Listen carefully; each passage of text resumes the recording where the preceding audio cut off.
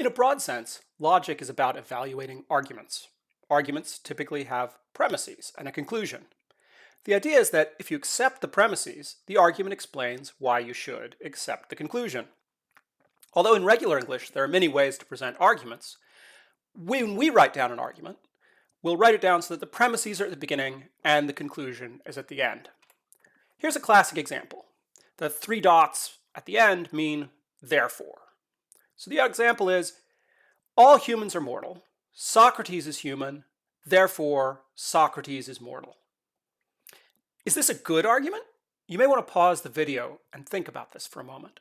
Seriously, I won't typically take long pauses. You might want to pause the video and think about it. Is it a good argument? Well, it's not exciting, but the premises do support the conclusion. That is, the premises are true, and they give you a reason to believe that the conclusion is also true. Think about this example then. All Igbots are Wilmy. Togank is an Igbot. Therefore, Togank is Wilmy. Is this one a good argument? Well, it's stranger than the last example, and you surely don't know what Igbots are and whether or not they're actually Wilmy. Here's the thing though, if the premises were true, the conclusion would follow. You don't have to know what Igbots are and who Togank is to know that if the premises were true, whatever those mean, then the conclusion does follow from that. It's got to be true also. In fact, both of these arguments have the same form. They're about different things, but they've got the same general pattern. The pattern we might write down this way. All A's are B, C is A, therefore C is B. And it's just that the two arguments fill in A, B, and C with different names and properties. So although they have different content, they're about different things, they have the same form. They follow the same pattern. And a special thing about this pattern, there are other patterns that have this feature, but with this pattern, it's impossible for the conclusion to be false while the premises are true. Okay, now consider a different argument. Argument 3. All humans are mammals. Socrates is a mammal. Therefore, Socrates is human. Is this one a good argument? Again, think about it. So, all the sentences are true. It is true that all humans are mammals. It's true that Socrates is a mammal. It's true that Socrates is a human. But the conclusion could be false, even if the premises were true. And that becomes clear if you think about this example. Number 4. All giraffes are mammals. Socrates is a mammal. Therefore, Socrates is a giraffe. Here, the premises are true, but the conclusion is false. At least, it's false if I'm talking about Socrates the philosopher. If you don't know who Socrates is, well, you won't know whether the conclusion is true or false or not. Whatever, you just won't know. But it really doesn't matter because you know that this form isn't a good one. You know, even if the two premises were true, the conclusion could be false, regardless of whether it happens to be true or not. Now, the third and fourth argument have this form. Importantly, this form is different than the one we were looking at earlier. And it's different because the A's and the B's are shuffled around. Instead of being all A's or B's, this is all B's or A. And that makes a big difference because for any argument that has this form, it's possible for the conclusion to be false while the premises are true.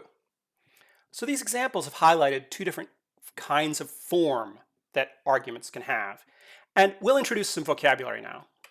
To say that an argument is deductively valid means that it is impossible for the premises to be true and the conclusion false. Our arguments 1 and 2 were examples of deductively valid arguments.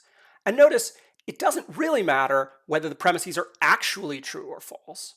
What matters is that it would be impossible for the premises to be true and the conclusion false altogether. That combination just couldn't possibly happen, regardless of how the actual world shakes out. And we say that an argument is invalid if it's not valid. So that means every argument is either deductively valid, if it meets the previous definition, or it's invalid, if it doesn't. To put it around positively, though, we can say that an argument is invalid. That means that it's possible for the premises to be true and the conclusion false. To try this out, consider this example. London is in England. Paris is in France. Therefore, it would be a long walk to get from London to Paris. Is this argument valid or invalid? Okay, I'll give you a hint. It's invalid. But why is it invalid? I'll leave that for you to figure out. Two important lessons here. First, validity and invalidity are features of English language arguments. When we get to talking about them in formal languages later, it's not like they're just something we made up. If we look at English language arguments, ordinary arguments that you make in the language you already totally know, they're either going to be valid or invalid. That's an important point. And the second important point is that figuring out whether an argument in English is valid or invalid can be tricky. It requires trying to figure out, what could be the case, and are certain combinations possible? Could you imagine a way that the premises would be true? And if you could, can you imagine a way that even then the conclusion is false? And that's tricky. In a different course, we might proceed purely in English and think about arguments as to whether they're valid or invalid and just use that method.